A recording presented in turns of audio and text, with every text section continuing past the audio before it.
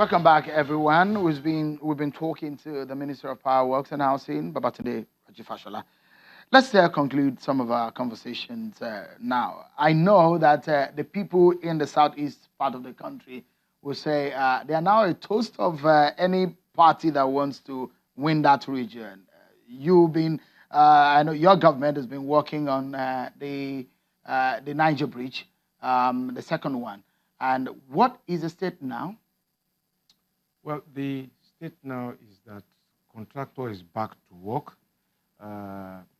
The designs for the link road, 11.3 kilometers from the to land on the Anambra and the Delta sites have now been completed, so that we will soon award those link roads. They were not designs when we came.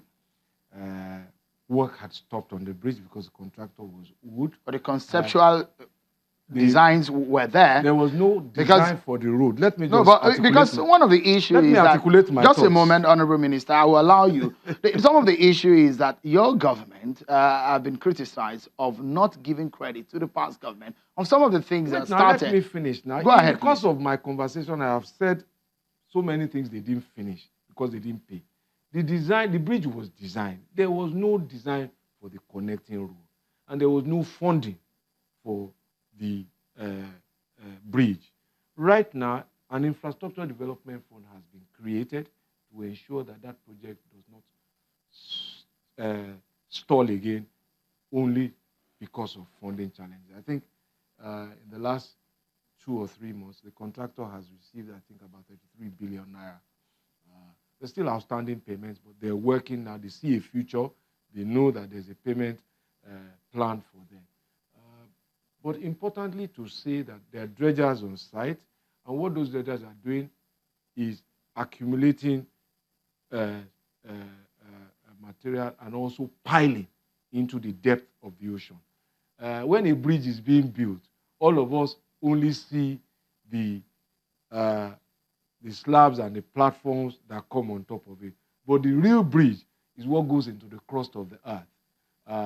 Drilling and piling, putting iron rod, concrete cement mix to create the foundation. There are places where they are going as far as 50, 60 meters. That's about 16-story building down into the crust of the earth.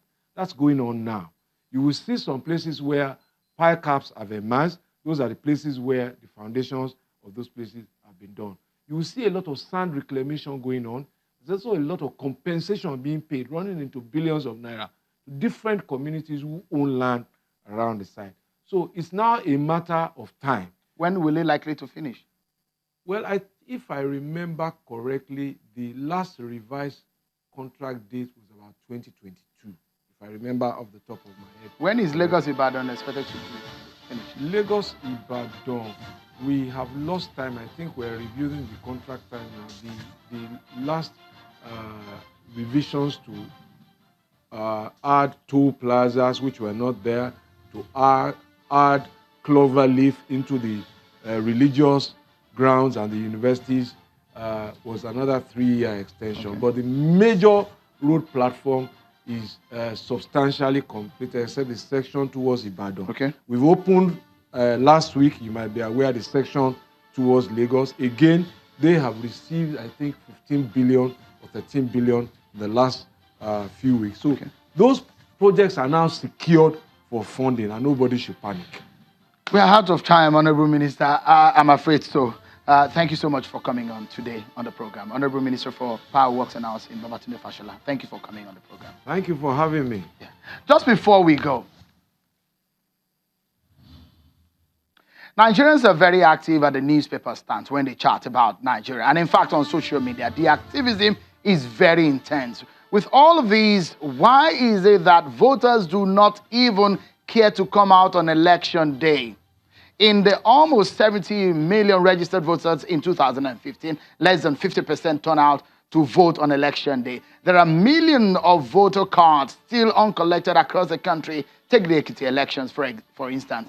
Out of 732,833 accredited voters for the elections, only 324,342 voters, representing 44.2%, which is less than half of the entire population, actually voted In December last year, when INEC conducted the Ifako-Ijaye Federal Constituency by-election in Lagos, the turnout was approximately 3%, precisely 2.9% of registered voters in this area. It is almost impossible for you to complain about a leader you did not vote for. And that is my final word on the program today. Thank you everyone for watching. I'm Shinwa Kimbale. Bye-bye.